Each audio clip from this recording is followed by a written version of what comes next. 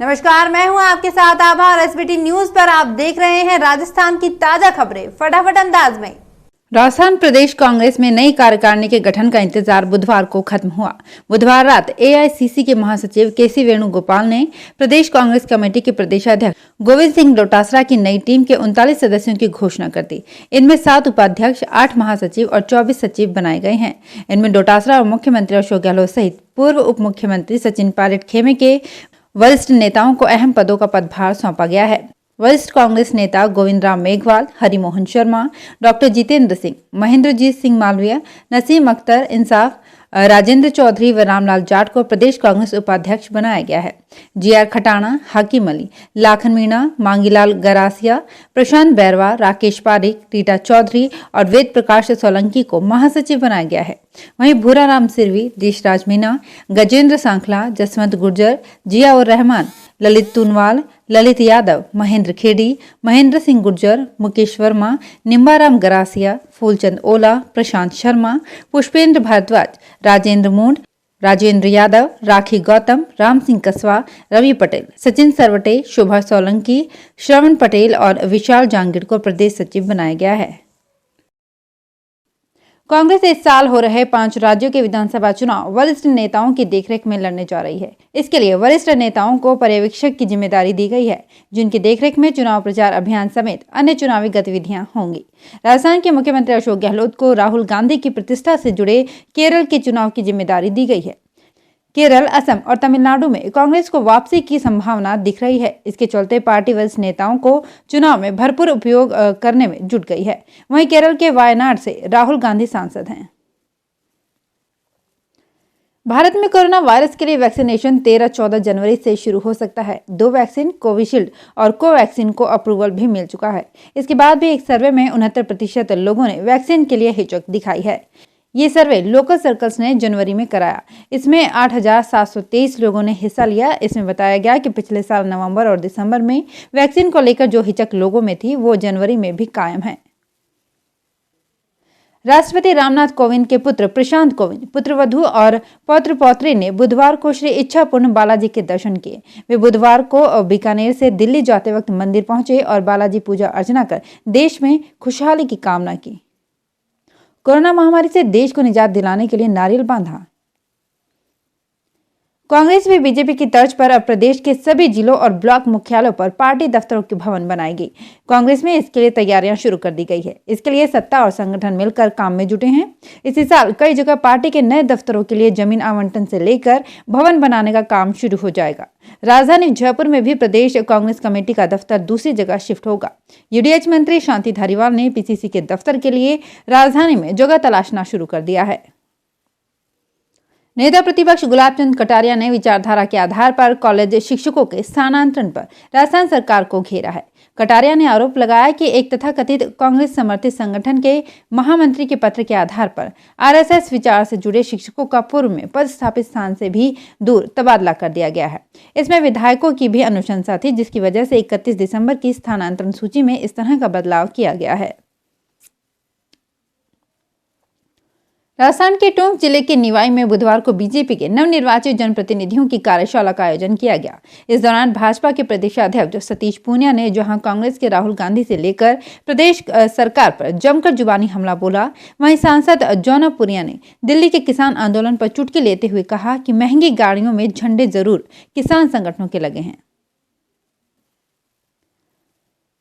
किसान आंदोलन का बुधवार को 42वां दिन है। कृषि कानूनों को रद्द करने की अर्जी पर सुप्रीम कोर्ट में सुनवाई 11 जनवरी तक टल गई। जस्टिस एस.ए. बोबड़े की बेंच ने सॉलिसिटर जनरल तुषार मेहता और अटॉर्नी जनरल के वेणुगोपाल से कहा कि स्थिति में कोई सुधार नहीं है। साथ ही कहा कि हम किसानों की हालत समझते हैं। कृषि कानून रद्द करने की अर्जी एक वकील ने लगाई है। केंद्र सरकार की तरफ से कोर्ट में पेश हुए सॉलिसिटर जनरल और अटॉर्नी जनरल ने कहा कि किसानों से अच्छे माहौल में बातचीत हो रही है। हो सकता है कि आने वाले समय में कोई नतीजा निकल आए, इसलिए फिलहाल सुनवाई करना ठीक नहीं होगा। कोर्ट ने इस बात को मान लिया और सुनवाई सोमवार तक टाल दी। साथ ही कहा कि किसानों से बातचीत जारी रखें। जनता सेना सुप्रीमो रणधीर सिंह भिंडर ने मंगलवार को धौलपुर में पूर्व मुख्यमंत्री वसुंधरा राजे से मुलाकात की। इस दौरान उनकी पत्नी और बेटा भी साथ रहे। जैसे ही मुलाकात की तस्वीरें सोशल मीडिया पर वायरल हुई, उसके बाद राजनीतिक हलकों में चर्चाएं शुरू हो गई। कुछ लोग इस मुलाकात को भिंडर की भाजपा में वापसी की कोशिशों के तौर पर देख रहे हैं। देश में कोरोना का असर कम हो रहा है, लेकिन कई राज्यों में बर्ड फ्लू का असर बढ़ता जा रहा है। देश भर में 10 दिन में 4,84,775 पक्षियों की मौत हो चुकी है। हिमाचल में बर्ड फ्लू से 3,000 प्रवासी पक्षियों की मौत हो चुकी है। केंद्रीय मंत्री संजीव बालियान के मुताबिक राजस्थान, हरियाणा, मध्य प्रदेश और केरल में भी बर्ड फ्लू की पुष्टि हो चुकी है। बढ़ते मामलों को देखते हुए केंद्र सरकार ने दिल्ली में कंट्रोल रूम बनाया है, जो राज्यों के साथ संपर्क में रहेगा। भ्रष्टाचार निरोधक ब्यूरो ने पिछले वर्ष कुल 253 मामले दर्ज किए। ब्यूरो ने 64 राजपत्रित अधिकारियों, 186 अराजपत्रित कर्मचारियों एवं 3 निजी व्यक्तियों के विरुद्ध मामले दर्ज कर कुल 351 व्यक्तियों को गिरफ्तार किया। भ्रष्टाचार निरोधक ब्यूरो के महानिदेशक भगवान लाल सोनी ने बुधवार को ब्यूरो के 2020 का वार्षिक प्रतिवेदन प्रस्तुत करते हुए कहा कि जिन कर्मचारियों के खिलाफ प्रकरण दर्ज किए गए हैं, उनमें राजस्व, पुलिस, पंचायत, ऊर्जा, स्वायत्त शासन विभाग एवं चिकित्सा विभाग के कर्मचारी प्रमुख रूप से शामिल हैं। और अब खबरें श्रीगंगानगर हनुमानगढ़ जिले की। श्रीगंगानगर जिले सहित प्रदेश भर में 11 जनवरी से मेडिकल, डेंटल, नर्सिंग व पैरामेडिकल कॉलेज खोलने के लिए सरकार ने गाइडलाइन जारी कर दी है। कक्षा 1 से 8वीं तक के बच्चों को स्कूल जाने पर अभी रोक रहेगी। गृह विभाग के प्रमुख शासन सचिव ने इस संबंध में आदेश जारी किए हैं। गाइडलाइन के अनुसार 18 जनवरी से सरकारी व निजी विद्यालयों में केवल कक्षा 9 से 12वीं तक की नियमित कक्षाएं लग पाएंगी। इसके लिए शिक्षा विभाग की एसओपी की पालना करवाई जाएगी। स्कूलों में कक्षा की क्षमता से 50% ही उपस्थिति हो पाएगी। स्कूल की परीक्षाएं 18 जनवरी से शुरू हो पाएंगी। कक्षा 1 से 8वीं तक की नियमित कक्षाएं आगामी आदेशों तक बंद रहेंगी। कोचिंग संस्थाएं भी 18 जनवरी से खुल सकेंगी। इस संबंध में अलग से एसओपी जारी की जाएगी।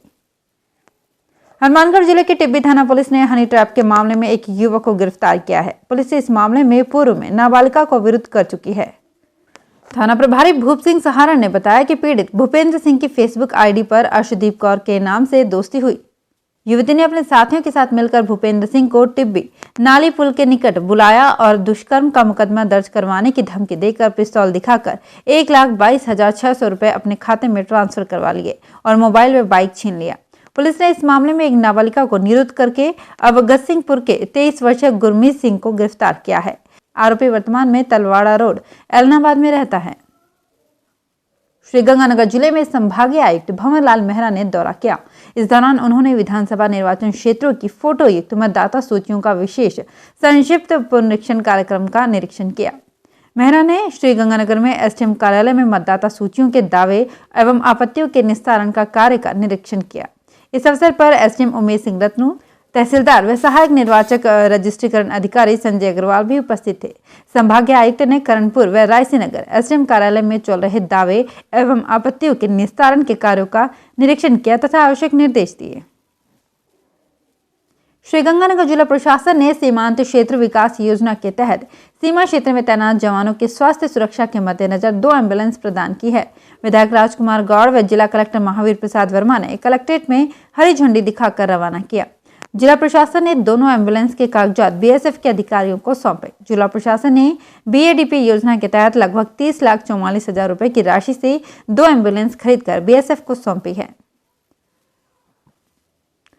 टाउन द्वारा केंद्र सरकार द्वारा कृषि सुधार के लिए 3 कानूनों के विरोध में किसान संगठनों द्वारा किसान महायात्रा हनुमानगढ़ टाउन मंडी से होकर निकली। किसानों द्वारा निकाली गई महायात्रा में लगभग 1,000 किसानों ने किसान यात्रा को सफल बनाने के लिए भाग लिया। इस किसान महायात्रा में सम्मिलित किसानों को संस्था की तरफ से जलपान दिया गया। किसान संगठनों से विक्रम नैन, राजू साहू, अवतार सिंह बराड़ झंडावाले, गुरविंद्र सिंह चंद्रा श्रीगंगानगर किसान महायात्रा में सम्मिलित हुए। संस्था के अध्यक्ष आशीष हिसारिया, सचिव विजय कुमार गर्ग, उपाध्यक्ष संतराम जिंदल, कोषाध्यक्ष विक्रमजीत संधा, सह सचिव रमेश काठपाल, मंडी के गणमान्य व्यापारी सुमन कामरा, अरुण कामरा, अमित जैन आदि अनेक गणमान्य व्यापारी उपस्थित थे। जैसे जैसे दिन बीत रहे हैं वैसे वैसे किसानों का आंदोलन और भी उग्र होता जा रहा है। दिल्ली सहित प्रत्येक राज्य के हर जिले में किसानों का रोष बढ़ रहा है।